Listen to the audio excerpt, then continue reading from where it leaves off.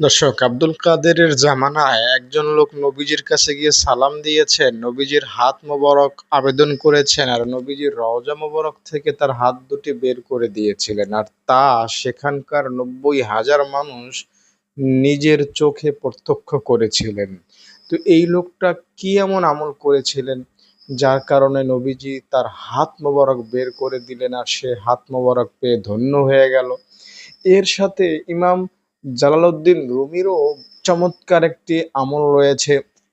তিনি নবীজির কাছে যেতেন এবং নবীজিকে সালাম দিতেন, আর মানুষ একজনকে সালাম দিলে সে যেমন ওয়ালাইকুম সালাম বলে, সে যেমন শুনতে পায়, জালালউদ্দিন রুমি ওইভাবে নবীকে সালাম যত দিতেন নবীজির সালামের জবাব তিনি শুনতে পেতেন, মনে হতো যেন নবীজি তার সামনে দাঁড়িয়ে।